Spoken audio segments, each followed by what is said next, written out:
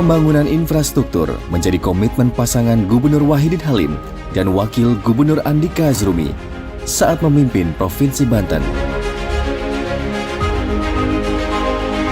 Komitmen tersebut tertuang dalam Rencana Pembangunan Jangka Menengah Daerah (RPJMD) Provinsi Banten tahun 2017-2022. Berikut capaian pembangunan infrastruktur Provinsi Banten di era Gubernur Wahidin Halim dan Wakil Gubernur Andika Hazrumi.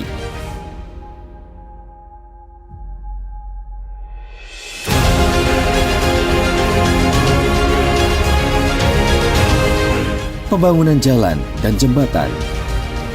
Merujuk pada Peraturan Pemerintah Republik Indonesia Nomor 34 Tahun 2006 tentang Jalan, Pasal 3 Ayat 1, yakni penyelenggaraan jalan umum dilakukan dengan mengutamakan pembangunan jaringan jalan di pusat-pusat produksi serta jalan-jalan yang menghubungkan pusat-pusat produksi dengan daerah pemasaran. Pada ayat 3, penyelenggaraan jalan umum diarahkan untuk mewujudkan peri kehidupan rakyat yang serasi dengan tingkat kemajuan yang sama, merata dan seimbang, dan daya guna dan hasil guna upaya pertahanan keamanan negara.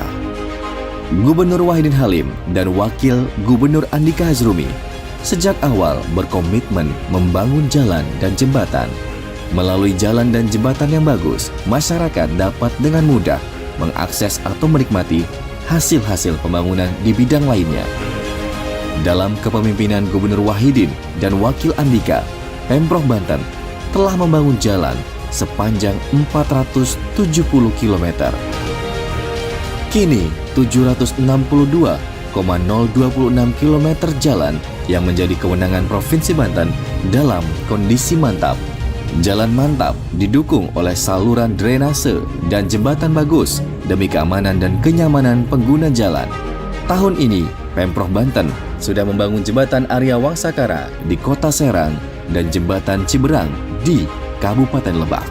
Pemprov Banten juga sudah menuntaskan perbaikan jalan dan jembatan di ruas Jalan Cipanas Ciberang, Kabupaten Lebak, sebagai dampak dari bencana alam banjir dan longsor di akhir tahun 2019.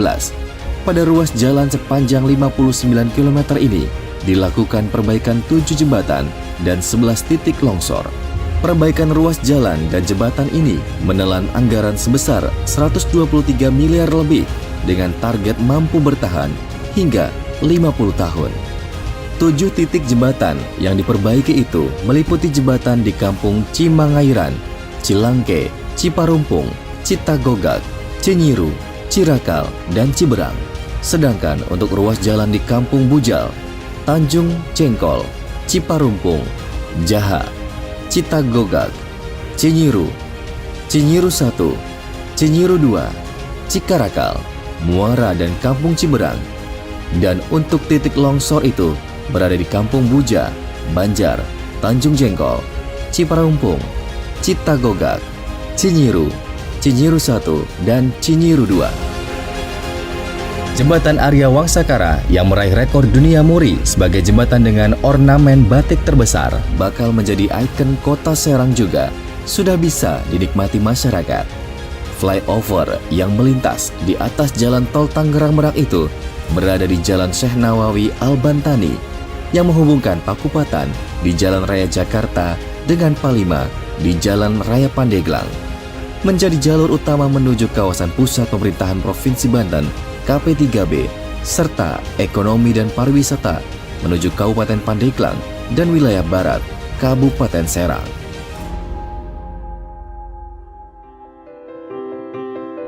Pembangunan sarana irigasi. Salah satu unsur penting dalam pembangunan ketahanan pangan adalah ketersediaan infrastruktur sumber daya air yang menjadi tugas dan fungsi Dinas Pekerjaan Umum dan Penataan Ruang Provinsi Banten. Sebelum program prioritas pembangunan bidang ketahanan pangan dicanangkan oleh pemerintah Provinsi Banten, Dinas Pekerjaan Umum dan Penataan Ruang telah memulai rekonstruksi jaringan irigasi secara menyeluruh mulai dari bendung, saluran induk, saluran sekunder dan saluran tersier berikut jalan inspeksi, melalui kegiatan pengembangan dan pengelolaan jaringan irigasi, rawa, dan jaringan pengairan lainnya. Perbaikan konstruksi secara menyeluruh telah dilakukan pada jaringan irigasi dan daerah irigasi Cibinuangan. Penggunaan konstruksi saluran dengan beton dimaksudkan agar konstruksi lebih tahan lama dan air mengalir sampai ujung saluran sehingga area pertanian yang teraliri lebih luas. Dengan demikian, hasil kegiatan pengembangan dan pengelolaan jaringan irigasi ini diharapkan mampu meningkatkan produksi pertanian.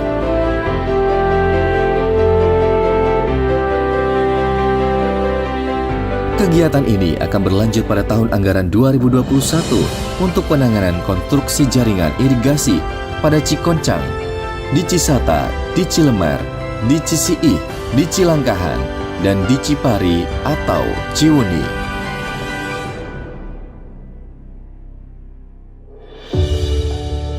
Pembangunan unit sekolah dan ruang kelas baru. Melalui pendidikan, Gubernur Wahidin Halim dan Wakil Gubernur Andika Hazrumi berharap terciptanya para generasi penerus yang terdidik dan berdaya saing.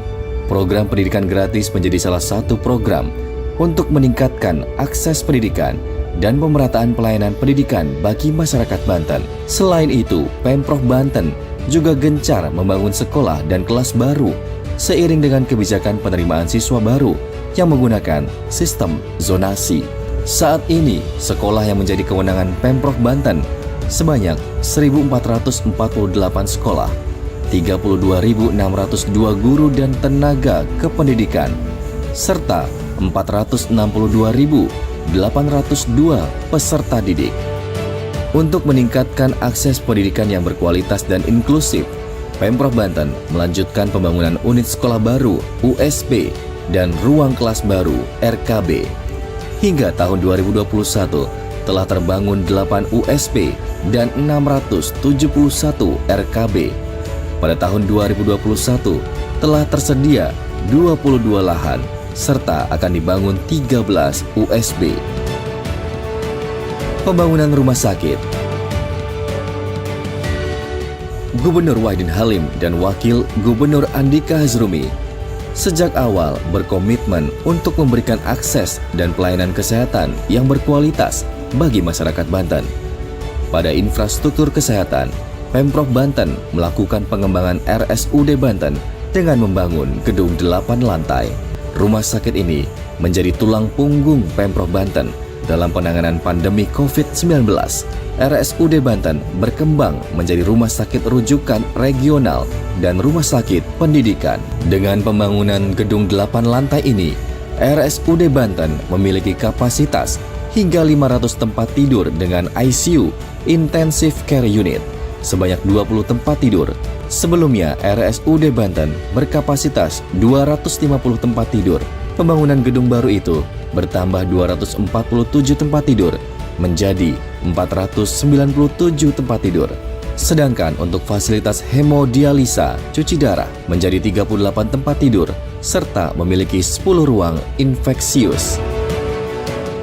Di wilayah selatan, Pemprov Banten juga melakukan pengembangan RSUD Malimping, membangun gedung perawatan tahap 3. Rumah sakit ini juga mampu melakukan perawatan kasus COVID-19. Selain itu, akan dibangun pula Rumah Sakit Labuan dan Rumah Sakit Cilograng untuk pemerataan infrastruktur kesehatan di wilayah selatan Provinsi Banten. Penanganan RTLH, Rumah Tidak Layak Huni. Dalam peningkatan kesejahteraan masyarakat yang kurang beruntung, sejak tahun 2017 hingga 2020, Pemprov Banten telah melakukan penanganan RTLH, Rumah Tidak Layak Huni. Sebanyak 1.951 unit rumah melakukan peningkatan prasarana, sarana, dan utilitas umum (PSU) pada 1.331 lokasi pekerjaan untuk meningkatkan kualitas hidup dan kesehatan lingkungan masyarakat. Penyaluran listrik. Saat ini, rasio elektrifikasi di Provinsi Banten sudah mencapai 99,9%. Listrik telah menjadi salah satu indikator kesejahteraan masyarakat Melalui elektrifikasi, masyarakat mampu meningkatkan produktivitas, sarana informasi dan komunikasi, serta meningkatkan kualitas hidup yang lebih layak. Pemprov Banten bekerja sama dengan PT PLN Persero membangun infrastruktur listrik di perdesaan. Pada tahun 2021, program listrik perdesaan Pemprov Banten menyasar kepada 12.240 rumah tangga sasaran RTS. Revitalisasi kawasan Banten Lama. Revitalisasi kawasan wisata ziarah yang memiliki daya ungkit perekonomian masyarakat menjadi salah satu upaya Gubernur Wahidin Halim dan Wakil Gubernur Andika Hazrumi dalam meningkatkan kualitas pertumbuhan dan pemerataan ekonomi di Provinsi Banten. Revitalisasi kawasan Banten Lama yang didukung oleh infrastruktur jalan yang bagus turut menjadi daya ungkit perekonomian masyarakat setempat. Hal serupa juga diharapkan terjadi pada revitalisasi peziarahan makam Syekh Mansur Cikaduen dan makam Syekh Asnawi Labuan, Kabupaten Pandeglang. Revitalisasi Banten Lama turut mengungkit perekonomian masyarakat setempat. Selain itu, revitalisasi kawasan ini diharapkan mampu menjadi inspirasi untuk mendorong masyarakat untuk cinta dan bangga pada capaian nilai-nilai budaya dan peradaban luhur Banten.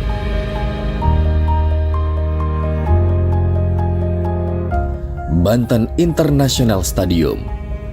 Pembangunan kawasan sport center dengan Banten International Stadium juga diharapkan menjadi daya ungkit perekonomian.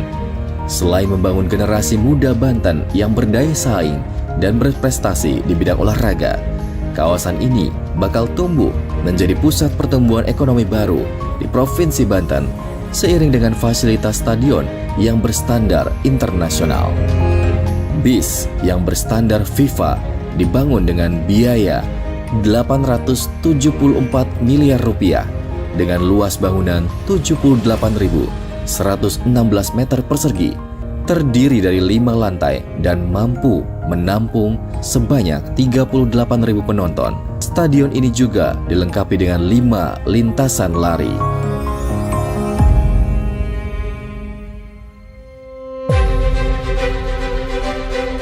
Pembangunan 5 gedung OPD. Untuk meningkatkan kualitas pelayanan publik, Gubernur Wahidin Halim dan Wakil Gubernur Andika Hazrumi membangun 5 gedung organisasi perangkat daerah OPD, yakni Gedung Badan Kepegawaian Daerah BKD, Dinas Koperasi dan UMKM, Dinas Pemberdayaan Masyarakat Daerah DPMD, Dinas Pemberdayaan Perempuan, Perlindungan Anak, Kependudukan dan Keluarga Berencana, serta Dinas Komunikasi, Informatika, Statistik, dan Persandian, Diskominfo. 5 gedung OPD ini diresmikan pada HUT ke-21 Provinsi Banten. Proyek Strategis Nasional, Intervensi Ekonomi, dan Peningkatan Daya Saing Masyarakat. Di era Gubernur Wahidin Halim dan Wakil Gubernur Andika Hazrumi, di Provinsi Banten dibangun 13 proyek strategis nasional senilai 652,35 triliun rupiah berdasarkan Peraturan Presiden Nomor 56 Tahun 2018. Waduk Sindang Hela telah diresmikan Presiden Jokowi pada 4 Maret 2021. Jalan Tol Cingkareng, Kunciran, dan Serpong Pamulang diresmikan pada tanggal 1 April 2021. Pembangunan Jalan Tol Serang Panimbang ditargetkan selesai pada tahun 2023. Jalan tol ini sebagai salah satu solusi konektivitas antara utara dan selatan Banten. Secara bertahap, tahun 2021 dapat dioperasikan Seksi 1 Serang Rangkas Bitung. Tuntasnya proyek-proyek strategis nasional di Provinsi Banten akan memberikan dampak berkelanjutan bagi pemerataan pembangunan dan peningkatan aktivitas ekonomi masyarakat seperti pariwisata, pertanian, industri, transportasi, dan sektor lainnya. Pelabuhan-pelabuhan, Binuangan dan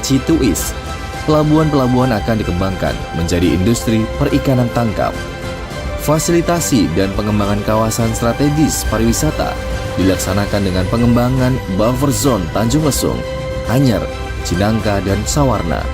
Provinsi Banten juga mendukung penuh pengembangan Geopark Ujung Kulon dan Geopark Bayah. Sejalan dengan pengembangan pariwisata dan pelestarian alam, pada pembangunan kebudayaan Pemprov Banten melihat mendesaknya pengaturan tentang pemerintah adat desa. Mengingat eksistensi masyarakat desa ada di Provinsi Banten yang terbilang cukup banyak. Oleh karena itu, pemerintah Provinsi Banten secara proaktif mendorong pembentukan peraturan daerah tentang pemerintah desa adat sebagai dasar dari pengakuan terhadap eksistensi hak asal-usul masyarakat desa. Di bawah kepemimpinan W.H. Andika, berbagai pembangunan telah berhasil dilakukan untuk terus mendorong pertumbuhan dan perkembangan Provinsi Banten untuk mewujudkan Banten yang mandiri, berdaya saing, dan berakhlakul karimah.